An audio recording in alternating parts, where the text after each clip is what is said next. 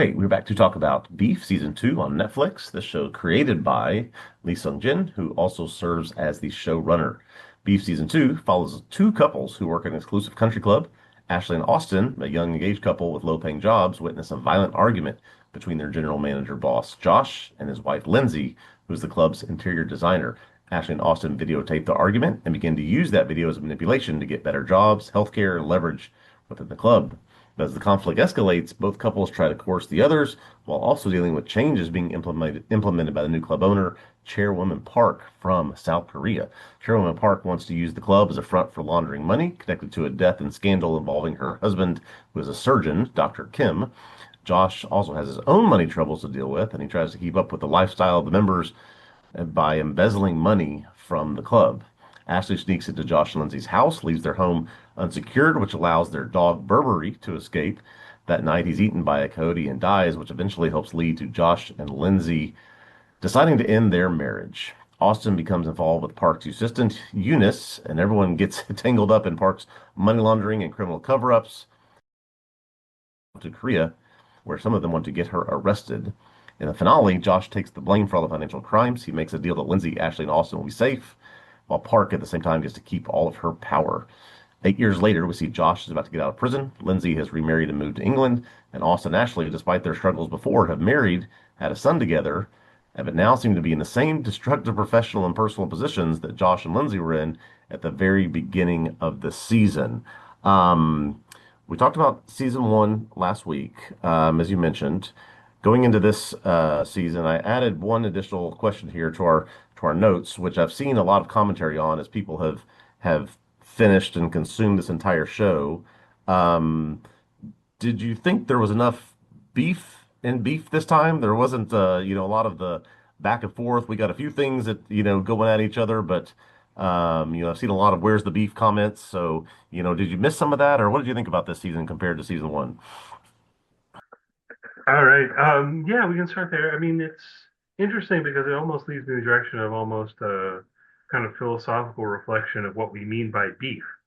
You know what I mean? So it's a slang term. We kind of know what it means. You got beef with someone or whatever. Yeah. And I don't know. I mean, I guess for me, I'd push back a little bit on these people who are saying there's not enough beef because I think it runs throughout in a meaningful Yeah. way. It just tends to be more subtle.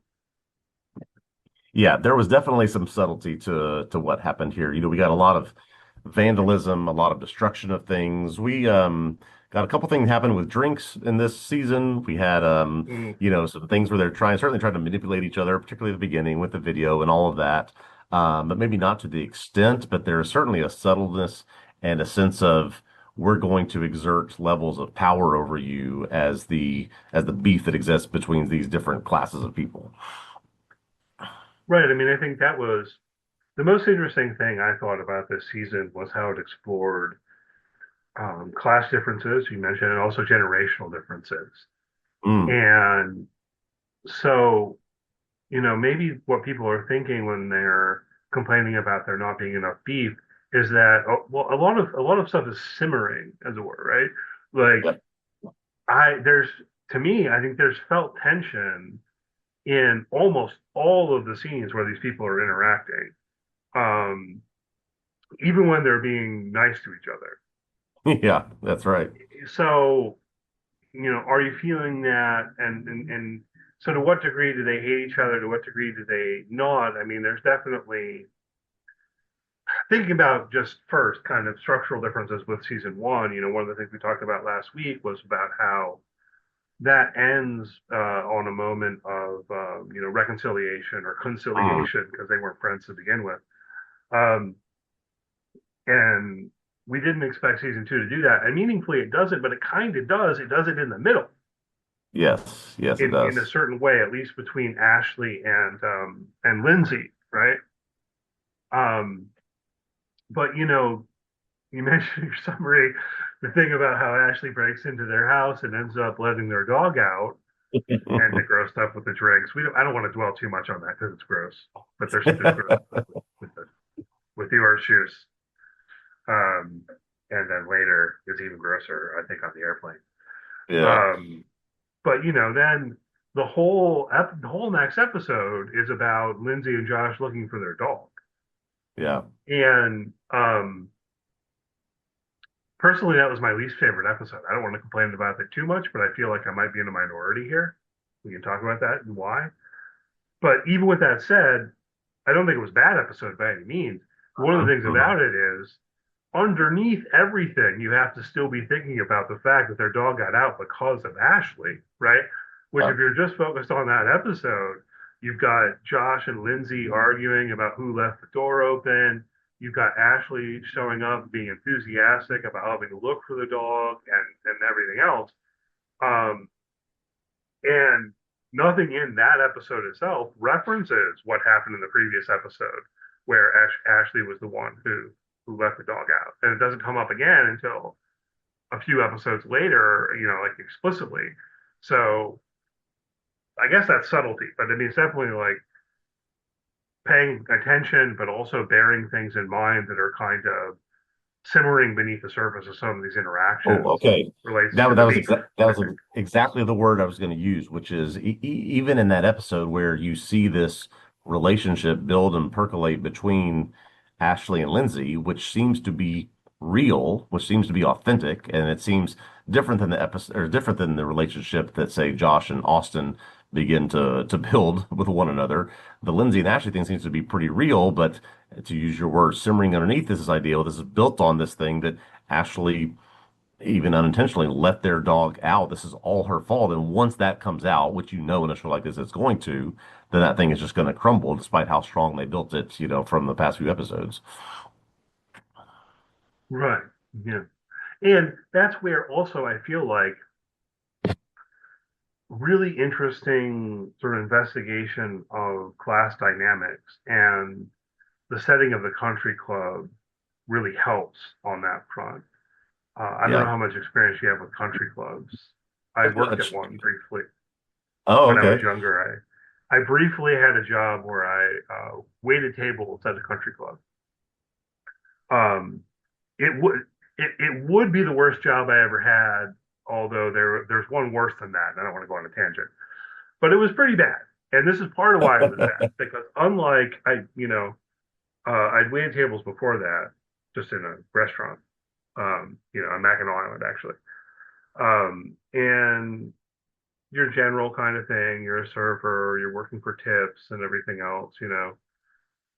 Whereas then, when I worked at the country club for a couple months, I didn't get tips really. Like they were potentially allowed to tip, maybe, but instead of it being for tips, it was like they paid us $7 an hour. And look, this was like 2002, so I mean, I don't know. But the dynamics of that,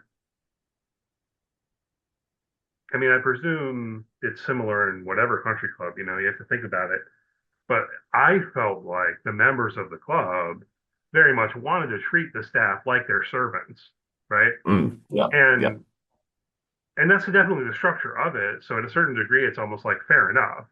But even thinking about the difference between being a server at the country club, being a server at just a restaurant, sure, if it is at a normal restaurant, as it were, it's a similar kind of thing. Like I'm serving you, but maybe because there's a more established thing over the course of time or whatever, Yeah. at the country club, it was almost like I'm looking at you like my servant. I don't know if this is making sense. Yeah. Well, I drew so much from this ended up being in some of the teaser and trailer material, the conversation that Josh has with Ashley when he goes to confront her at the beverage cart about the video, where he talks about why people join these things and they want escapism and they want something they can get away from. And there's this expectation of what you will get when you buy into something like this. And clearly, your job that you had there is much closer to, the Austin and Ashley jobs that they have at the country club than the Josh and the Lindsay with this, I think, great message or sort of theme that, the closer you get to maybe not even just in a relationship, but the closer you get in status, the closer you get into the level or class of these people who are members of the country club, the more you want to be like them, the more you want to be appreciated by them, the more you want to be able to connect with them. Whereas Austin and Ashley just seem at the beginning to can't fathom at all to try to that they want to be like these people. Yeah, but see, here's the thing. Josh is caught in the middle too. Yes, Josh and Lindsay are not in the same class as the right. members of the club. Like they never tell us what kind of salary that Josh makes. Maybe he makes six figures, whatever. I'm sure he makes like decent money. Certainly, like a salary that I would be overjoyed to get personally. Um, but when the members of the club are millionaires, billionaires, I don't know, we don't get details there, but they're clearly wealthy. And then like Yeah. Chairwoman Park, she's a billionaire, right? I mean, that is exponentially wealthier than Hmm. someone like Josh and Lindsay, and the show gives us that level too, where they have financial struggles. Josh is sort of coerced into making a bet on high low that he can't really afford to lose, and he does lose. Yes. Michael Phelps cameo and everything. So, and it also comes out where what is it? What's her name now? Ava, Troy and Ava, right? Mm. Maybe both of them, right? Man, I looked up that actor's name last night and left my mind again. He's that guy from that thing. You've seen him in tons of things. He's in Um, lots of stuff. he's in lots of stuff. I always think about his role in Go because I like that movie, but he's been in Oh tons yeah. of stuff. But like, so he's friendly, he's chummy, and so on with Josh, but they aren't really friends. When it comes, I Right. mean, like the class dynamic is always at play to some degree in that, even if at another, maybe at some level their friendship is genuine, if we can use the word. Mhm. But when it comes down to it, it becomes clear when Troy learns that Josh has, embezzled from the club or whatever, he's calling up the sheriff. He's like, our employee's been stealing from us, right? It's like friendship doesn't matter anymore. Yeah. And it's maybe even more explicit when Lindsay is trying to get Ava to help her or whatever when they're in Korea, whatever Ava says exactly, I don't recall. But it's like, no, when it comes down to it, you're staff. Yeah. It's like Exactly. you've been doing all this stuff for us because it's your job to, and so on, right? So there's kind of those Yeah. class dynamics at two different levels that they play with in ways that I think are really I, interesting.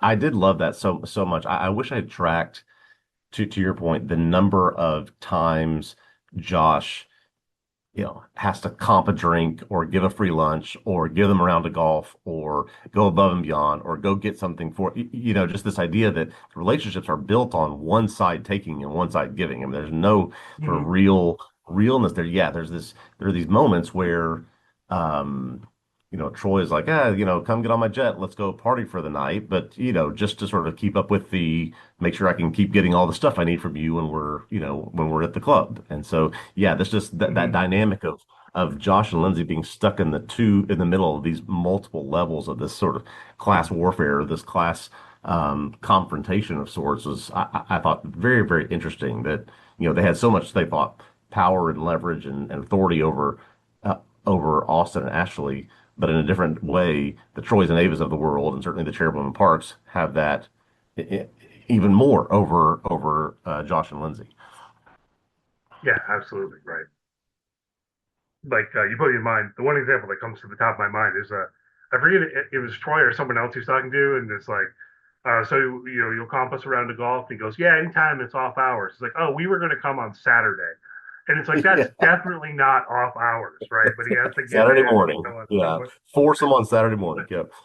Yeah, that's prime time, right? Anyway, yeah, all of that I thought was great, and then the generational differences we get in as well, because this is where we talked last week when we were talking about season one. How can season two feel like an installment of the same show but still be meaningfully different? And Hmm. I think that the way that they made it two couples with Yep. the class differences and the generational differences was just sort of brilliant in terms of how that worked for me at least. And Yeah. And I guess that dynamic is a holdover or I think a through line from season one. The couples, you might think of the brothers as one of the couples last season, and then obviously the married couple from season one. But we sort of Yeah. speculated would there be anything that held over that tied these two seasons together, unless there's some really deep cut Easter eggs. I didn't see anything that connected these two stories. No, I don't think there was, not in any explicit kind of way. I Yeah. wondered if there would be, well, I mean, the things that carry over are more thematic, or I don't know if it's quite right to call it thematic, but like there are Koreans in the story again. You know what I mean? Yeah. Like, but if you're looking for something like, I don't know, will some minor character from season one show up in the margins or something? We didn't Yeah. really get Yeah. that, which maybe is fair enough. Maybe that would have felt too fan servicey or something. Um, but to try to like segue from the class stuff to the generational stuff, one Hmm. thing that I think is right there to kind of bridge those gaps is how, when it comes down to Ashley and Austin blackmailing Josh and Lindsay, or Josh, Yeah. with the video, it's just a matter of she needs health insurance. Yeah. That's really like all they asked for, right? Because they found out that she's got this problem with an ovary and so on and so forth, and they have this conversation about late stage capitalism and all of that kind of stuff. But then they fundamentally just like blackmail Josh in order to get her health insurance, and then afterwards, Austin's like, maybe we could ask for more. And there are those dynamics, but then at the same time, ways in which they seem to feel guilty a bit about what they did, particularly Austin. And so, I don't know. I'm not Gen Z, and neither are you, right? We're older. We're Xennials or Yeah. whatever. Yeah. Like the show creator here, Lee Sung Jin. We talked about that last week too. But I don't know. Thoughts here about the kind of generational divide at play? Well, it was just interesting to your point of them thinking they knew what they wanted or thinking what they thought was best to get out of that situation, to get out of that coercion or get out of that blackmail. And really what the two of them ended up getting was a job with a lot more responsibility and a lot more crap that's going to be put on them that I'm sure that Ashley has no desire to do. They do get health insurance, but quickly learn that they've either been signed up for or the only thing they had available to them was something with a $5,000 deductible, which at a $45,000 job in California, you're never going to be able to afford. So it's like you coerce yourself or coerce others into a whole other set of problems for yourself and not really understanding what it is you're asking for. I just thought that was a very interesting Yeah. commentary on sort of the Gen Z mindset. I thought all of this is great. I mean, it's also something I was critique of, our society and late stage capitalism and all of that. Like that's there. I realized I did want to mention something about you. You talked about when Josh approaches her at the cart and so on. I thought that scene Hmm. was also great, and it's clear that he is like trying to manipulate her, kind of almost trying to bribe Yeah, her, right? Like yeah, the yeah. way in which she resists taking money from him makes sense. So I think a lot of it does make sense, and at the same time, yeah, I don't know. You said just now something about Ashley maybe not really wanting to do that job. I think I disagree. I got the sense that even though she had blackmailed her way into getting this promotion so that she could get health insurance and more money, Yeah. when she takes a job, she wants to do a good job, is what it seems like to me. I absolutely think she wants to do a good job. There are just unintended consequences, such as being the invoice mule for some illegal activity, being the person that Lindsay can give all the phone numbers of the rich wives to, so she can be at their beck and call. Right. So it's like you're asking for and certainly this is not probably a part of the job description, but you got to understand what you're asking for when you want more responsibility at a place like this. Yeah, but that last thing you mentioned, that's part of the beef, right? Because that's not part of her job. That's Yeah. Lindsay Yeah. being petty, Yeah. right? Um, and putting all of that on her, which she's then going to have to accept and does accept in terms of people bothering her all the time or whatever. But that's part of the beef, I think, right? That's part of the pettiness. And and also then how I think Ashley wants to do a good job, but Josh has no interest in that really, right? Um, like whenever you got what you wanted, Yeah. like leave me alone. And she's like, well, I need like training and orientation and stuff like that. Um, One thing to go back to the generational differences, because I do want to talk about this at greater length. I saw a couple of things with um, Lee Sung Jin, including at least a clip of an interview on the Daily Show. I guess he was on the Daily Show. Hmm. I didn't watch the whole interview, but I saw a clip of it where he was talking about this in particular, in terms of the inspiration for this season. And it's kind of interesting that I guess a number of things come from real life experience in one way or another, including the long emergency room wait and stuff like that. But the central thing, of course, is kind of the inaugural event, which is the fight between Josh and Lindsay that, Right. you know, edges towards violence, edging towards Definitely. violence. There's destruction of property involved and so on. Anyway, it was interesting because in the interview, he said he had this experience, this personal experience, not of being in the fight, but being more like Austin and Ashley, Yeah. like walking in his neighborhood and hearing slash observing um, quite a row between people who lived in his neighborhood. And you say like, be really careful because I live in the neighborhood. I'm not outing who these people were, but it was beyond that that he said part of what really started inspiring him was that when he told his like Gen Z colleagues or friends or whatever about this, they tended to all say, oh my God, did you call the cops? And yada, yada, yada, and so on and so forth. But that when he said something about it to people more our age or, a little younger, a little older, whatever, more Gen X, millennial, whatever, that Yeah. that we tend to be like, well, stuff happens, none Yeah. of your business.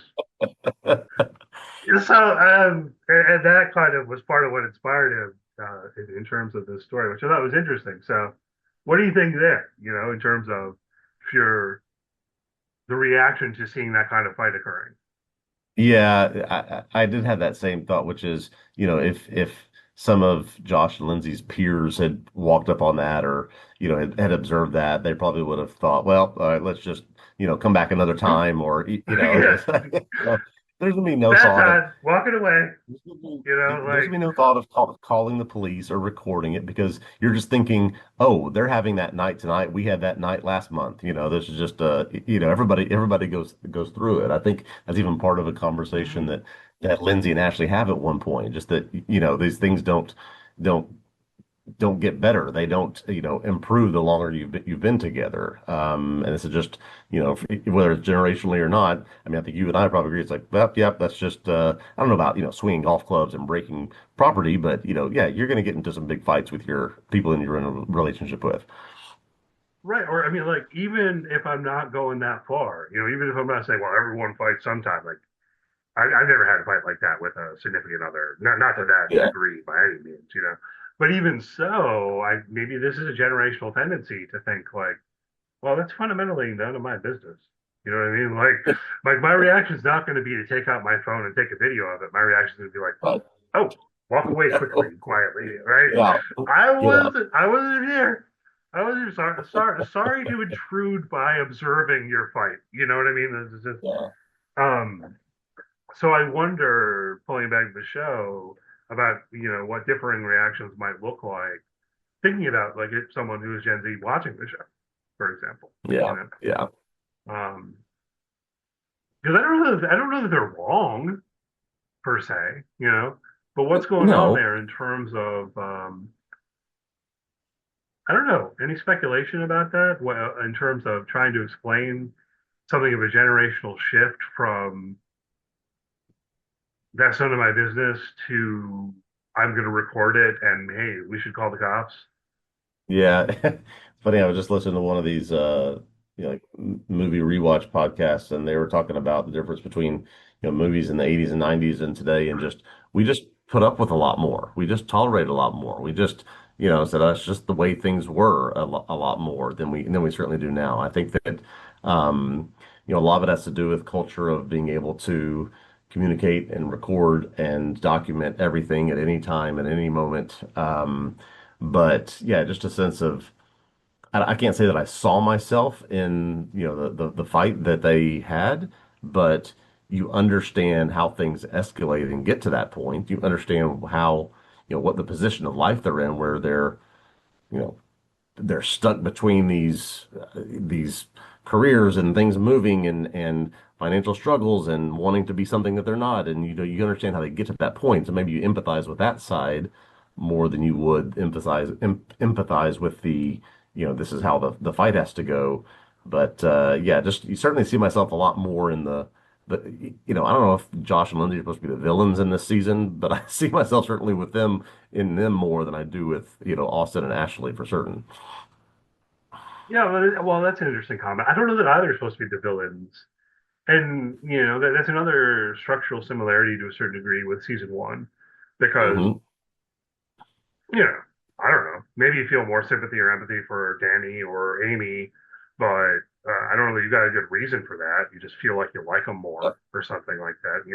Like neither character in season one really had justice on their side. They're both being Right. petty and bad.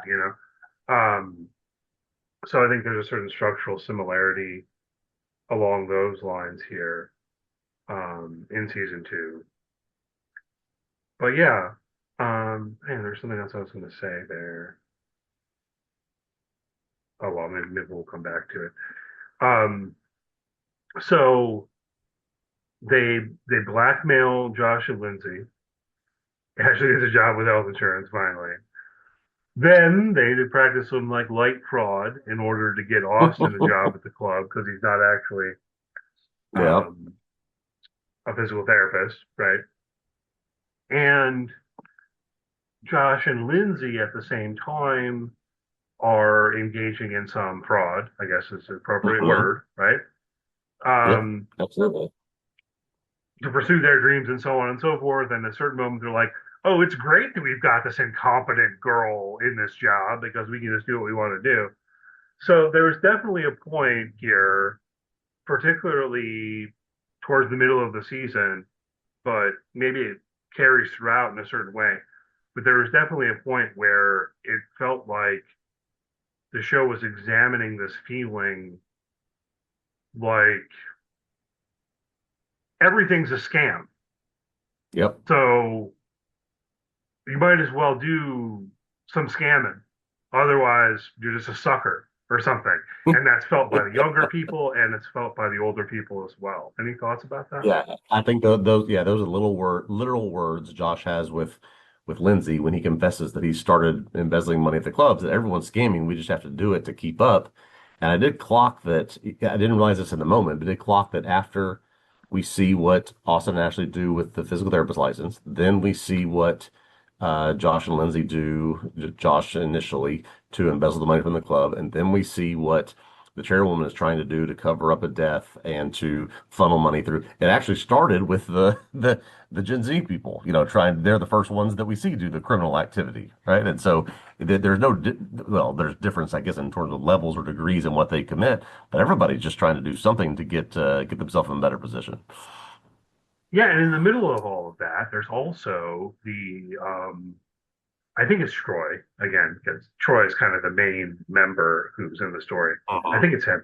But there's this discussion amongst him and some others about I forget what they're calling it now, but it's like the whole idea for tax purposes of like buying a work of art, even though you don't really care about the work of art. To I don't remember the details, The but buy, borrow, die. this what is it again? The buy, borrow, I die deal. Yeah. Yeah, my part idea.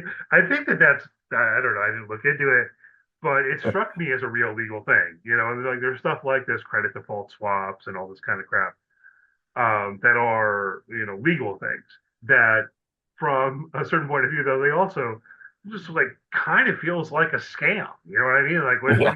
Yeah. what do you mean that you're getting money by betting that that stock will go up or down or whatever? You know what I mean? And it's like, well, with the one hand, I'm going to bet that the stock will go down, but then on the other hand, I'm going to, buy low, whatever, all that kind of crap's kind of tied up in as well with, I think, this sentiment.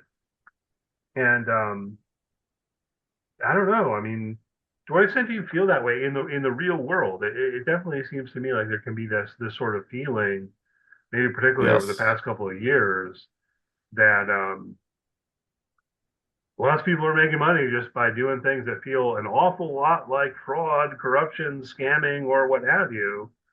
And I don't know, like scams make the world go round or something. I mean, it's sort of a depressing thought, but do you ever feel that I way? mean, Sometimes I feel there that is way. of this season that is exempt from those practices and that is using it in some way to try to further their position. So, I mean, yeah, I certainly think that's the commentary. Even the innocent Gen Z, they're so naive or they're so idiotic, whatever it is, they figure out real quick the way they get a full-time job is to just forge a license, get them in there. Well, and then even, if you want to tie it in, we can even say even the health insurance, you know, they sort of naively think, well, now that I have health insurance, I'll be able to get this medical procedure that I need.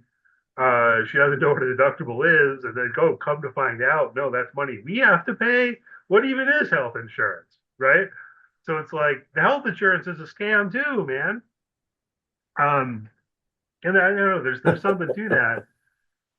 Whether the lesson to take is you might as well also, do some fraud, I don't know, but you can see how it all comes together in that kind of direction for sure.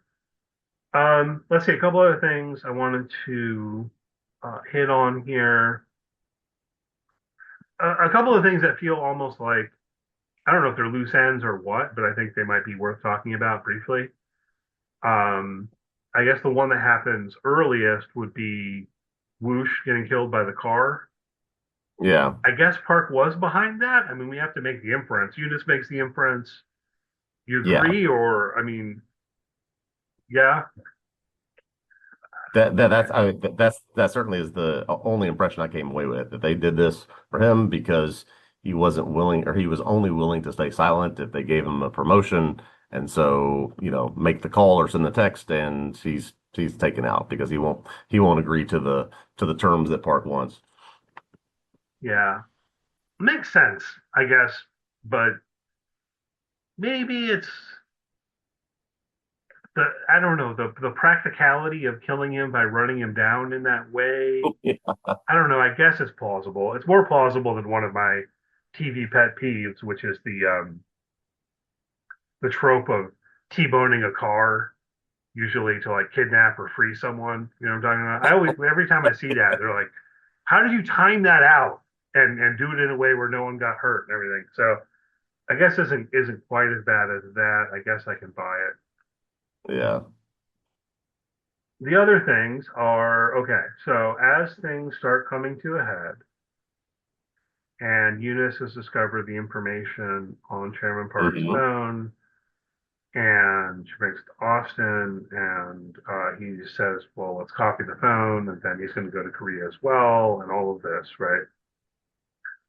I think it's in part because Chairman Park cannot erase her phone as she generally could do because of what Eunice has done to it, Yes. and that she says, "Okay, we'll initiate this plan or whatever."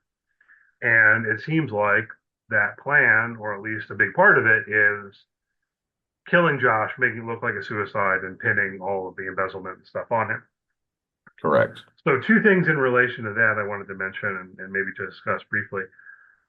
Before the guy shows up and attacks him, it seems like Josh has arranged to hook up with a woman through a dating app. He's like snorting Viagra. Yes. And, I do clock well, this. maybe Yes. I'll, so let's pause there for a minute. She never shows up. What do you think was going on there? I think that was a front. I think that Park had control of what he was looking at, and there were some fake things that he was seeing there, and she was behind whoever was responding, and instead of opening the door to someone he thought was going to show up to open the door to one of her people. I mean, that was the impression I got. Is that a step too far, you You think? think? I don't know because that definitely occurred to me, but at the same time, I mean, do you need to go through that trouble? And it just seems Yeah. like a decent amount of trouble to go through just to get him to open the door, right? I mean, You just bust down the door. yeah, or something. You know what I mean? Yeah. Um, so maybe I guess that's a possibility. I found myself during that whole scene thinking that that was real, and half expecting that she was going to show up in the middle of what was going on as they're fighting, or like right after he kills the guy, or whatever. Yeah.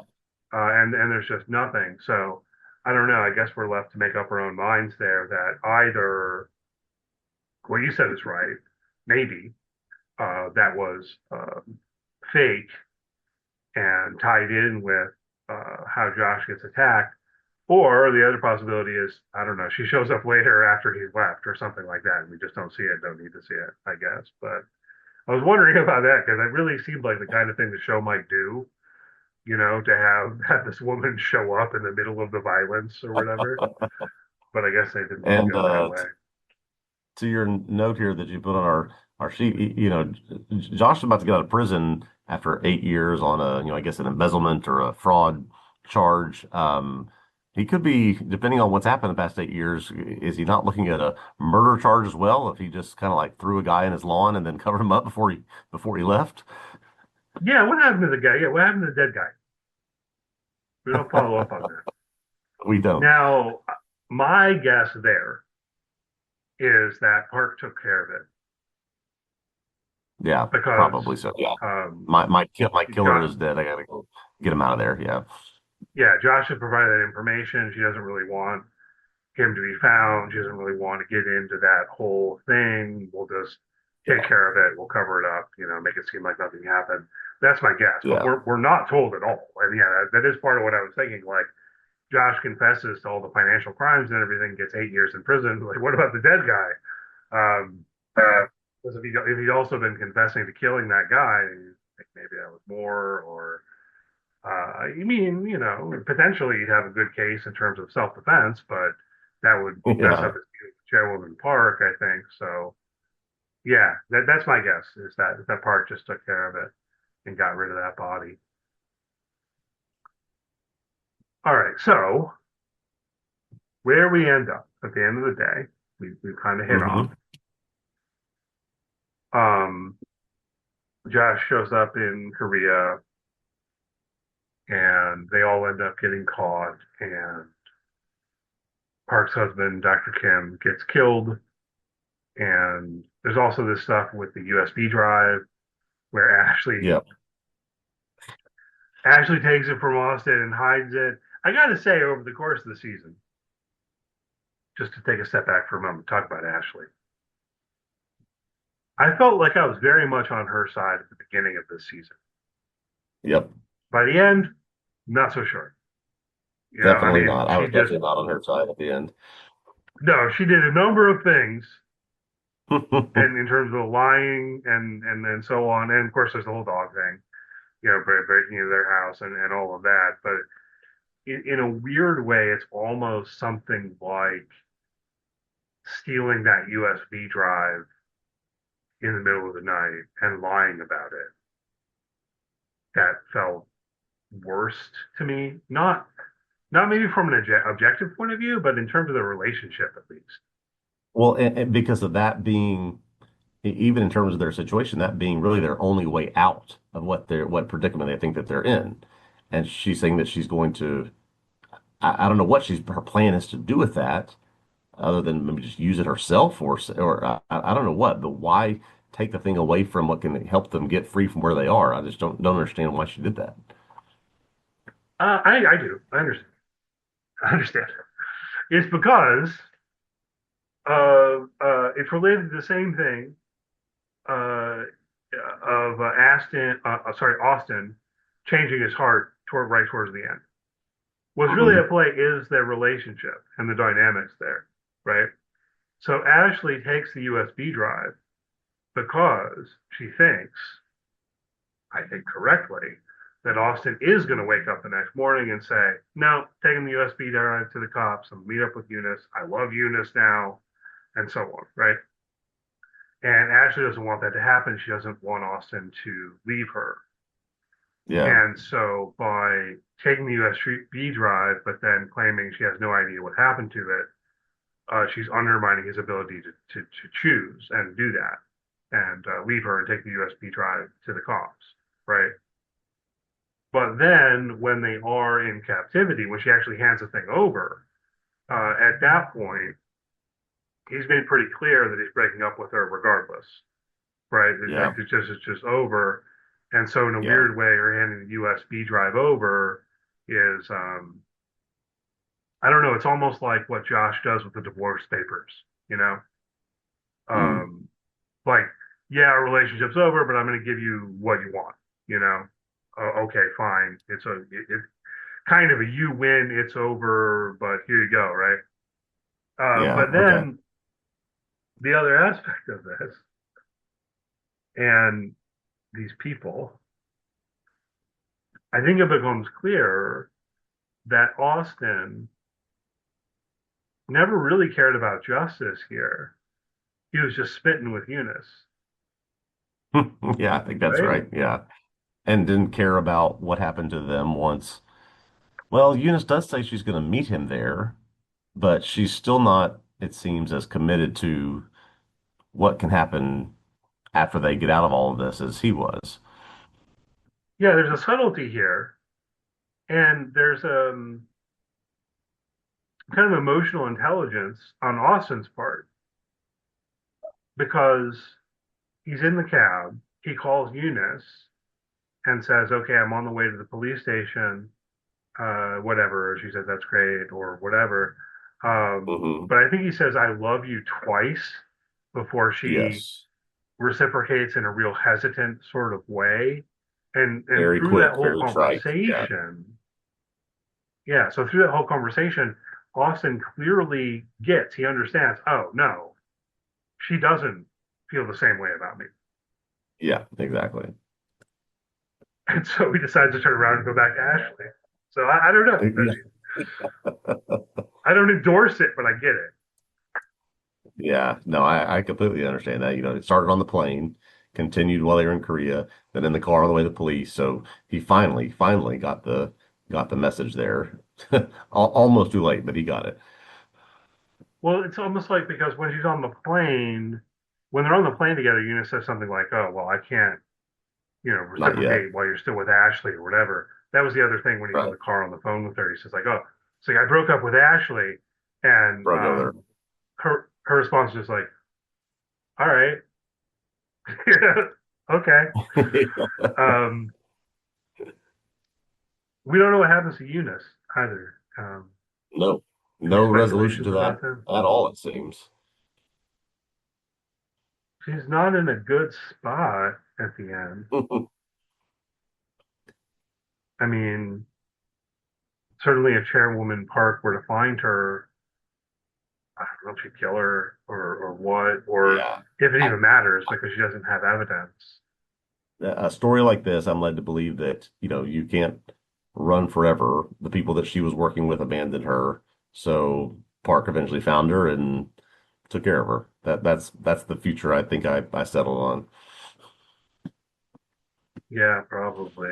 Okay, so another kind of parallel here potentially, where we were talking about with Josh and Lindsay's fight, how Hmm. maybe for generationally related reasons we'd have some kind of tendency of saying, "Yeah, none of my business. I'm going to stay out of that." What about the whole thing of going after Chairwoman Park, right? Where when Eunice finds the information and she comes to Austin and so on.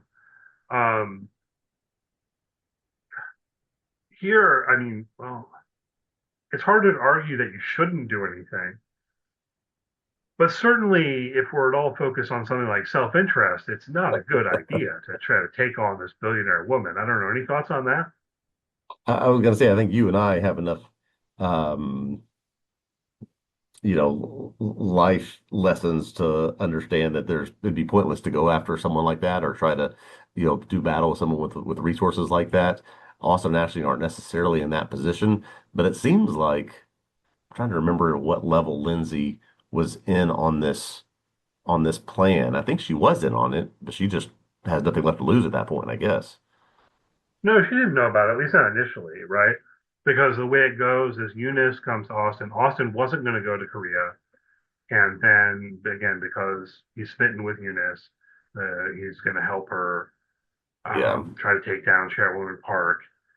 And at least that's how I'm reading all of it. Like all of Austin's motivations are in relation to his crush on Eunice or what he thinks is going on there. yeah, yeah, So, and yeah, neither Ashley or Lindsay know anything about it. And it's sort of important in terms of the fights that break out on the plane and the way that ultimately leads Lindsay to throw the phone into the toilet.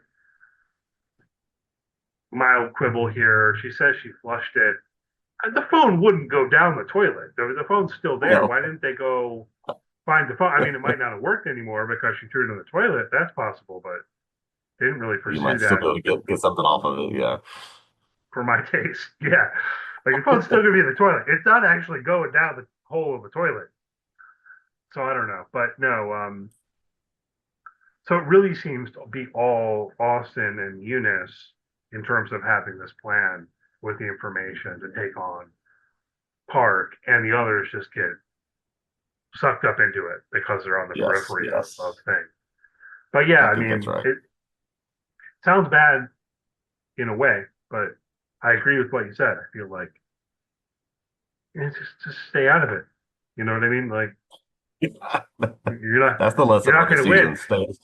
Stay in your own and lane. that sounds terribly cynical, I guess. But uh, the savvy move is, oh well, no, No, okay, you gotta not just my business. give her her phone back and pretend you did not see that. Is the like That's right. good advice in practical terms. Park at one point related to that, I think, gives this kind of monologue about self-interest, which I would definitely philosophically want to push back on in certain ways. But I don't know. Any thoughts on that? I mean, she's basically arguing for kind of egoism. Like when it comes down to it, people just care about themselves, even if like you kind of pretend to help others sometimes or whatever. When it comes down to it, everyone really is self-interested, and that's why capitalism fits with nature. All of that. You know what I'm referring to. Any Yeah, thoughts there?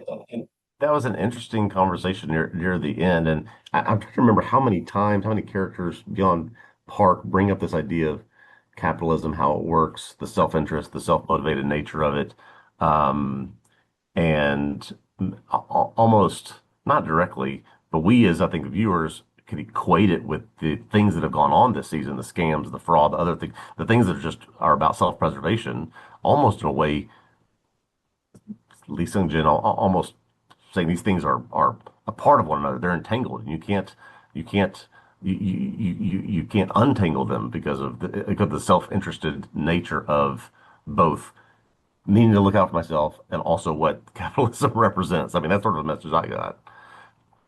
Yeah. And one of the things I think is interesting in terms of how this season of Beef explores that is, even if there's something to it that's coming out through the story, I think it's also clear that, well, it's not necessarily rational self-interest.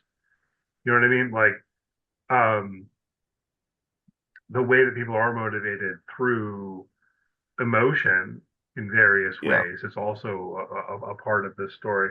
And so, when it comes down to it, I certainly don't think it's endorsing that kind of egoism, but yeah, definitely playing with it and the intersection between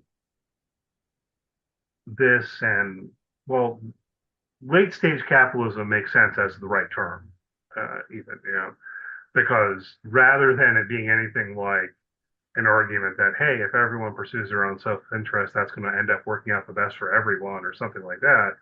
It's sort of, well, everyone's pursuing their own self interest. And even if they're doing that in shady ways that feel like fraud, you better do that too, or else you're just going to get, you're going to be exploited. that's Uh, right. I don't know, man. But yeah, I enjoyed the season a lot here. any further thoughts? You want to talk at all? Yeah, I guess a couple more things. We jumped 8 years later and all of that. So I'll talk about the very end a little bit more. You want to talk about the very end a little bit more? Yeah, just the sense of, I mean, pretty clear that, Austin and Ashley, despite their, some points disdain for one another, decisions to not be together, Austin breaking up, that they are, we flash forward to 8 years later and they are literally in the exact same place. At least Ashley, in terms of Josh's role, presumably Austin still has some sort of prominent place within the club. And here they are at at a similar event, sucking up to people, and then we get in the car and they just seem just totally done with what the front they have to put on, the things they have to do. It's just a flashback to this very first scene of the series. Right. So they bought into the fantasy and then are also experiencing the reality of it underneath. Yeah. Um, Whereas with Josh and Lindsay, even though when he's getting arrested, she runs and kisses him and says she'll wait for him, she doesn't. Mhm. And when Josh finds out about that, he's about to get out of prison. He just says things like, well, that makes sense. No Yeah. hard feelings. Right. In a weird Yeah, way, and I I feel find it like they, interesting and like in reading some things, she seems to have moved to England. She's in some sort of, countryside cottage of some sorts. And she's kind of in this bathroom that, from a design perspective looks pretty hideous and unlike anything that she would have ever done before. So like she doesn't care about that stuff anymore because yeah, she's been able to leave some of that behind and move on of sorts. But yeah, just interesting that that's the final point where Lindsay ends up. yeah, in a weird way, it feels to me almost like Josh and Lindsay have, you know, gone through the fantasy and had a crash, and now they're living in reality. So in a weird way, it Yeah. almost feels like they're getting the happier ending, even though they're divorced, they're split up, and so on and Yep. so forth. Whereas Austin and Ashley are caught up in the thick of the stuff that Josh and Lindsay were caught up in at the beginning of the season. Yeah, and Josh seems to have found himself in a place that he is happy in, which is relationships built on he was able to get things for people and provide things for people while in prison. Yeah, Josh's life after prison, I think, is going to be an interesting story to tell. Yeah, we don't get to see much of any of that, unfortunately. Any thoughts here about the? I guess it is the last shot, right, where Chairman Park's at the grave, and then it kind of spins out and so on. Any thoughts Yeah. about how you interpret that? So, so there's an interesting video conversation on the Netflix site for sort of the commentary about their shows between Lisa and Jen and the director of this episode, where they talk about the last scene that they shot that they had decided and was in the script was Park talking to the grave of her ex-husband. Um, and they decided later on to go back and reshoot this overhead or drone shot that sort of pulls up and shows this symbol because he said that during the filming of this show, he was very intrigued by these Buddhist samsara paintings and these ideas that these sort of circular ideas that constantly represent life, death, suffering, prosperity, and sort of the ongoing cycle of all those things. And how he wanted to represent that as they went back and shot this at the very end, and how you look at each of the quadrants of this circle, and it's one of the character or one of the couples of our show, and they're sort of saying the lines they said earlier in the season. So there's just sort of never-ending cycle of all these things that they just went through. Cool. Yeah, and that was basically how I interpreted it, although I hadn't watched or listened to the thing that you were referring to. It's like circle of life, derogatory. Yep, But yeah, yep. samsara, right? That is the concept, right? Yeah, I did a little Buddhism and comparative religious thought class or whatever in college. So yeah, it's something familiar with that. Yeah, no, that's a great connection. Yeah, that's really interesting. So cool. Other thoughts about this season before we wrap up here? I think that's it. I really did enjoy this different, but very much enjoyed it. Yeah. Yeah, me too. So thanks always for listening. Hopefully you enjoyed the podcast. If so, please do leave a good rating, review, all that good stuff. If you're on YouTube, hit that thumbs up, subscribe to our YouTube channel. Greatly appreciate it. You can check out tvobsessive.com to find written work on all sorts of TV shows, past and present, and into the future. If you want to follow the site on social media, search for TV Obsessive, you should find us. And as for the podcast, we're going to be back next week. The plan is to start talking about Widow's Bay, which is going to premiere on Apple TV on April 29th, or maybe on the evening of the 28th, however they do it exactly. But we're probably going to be recording on the 29th there on Wednesday, and we'll get the podcast out for you, and we'll see you then. Looking forward to that, and see you next time.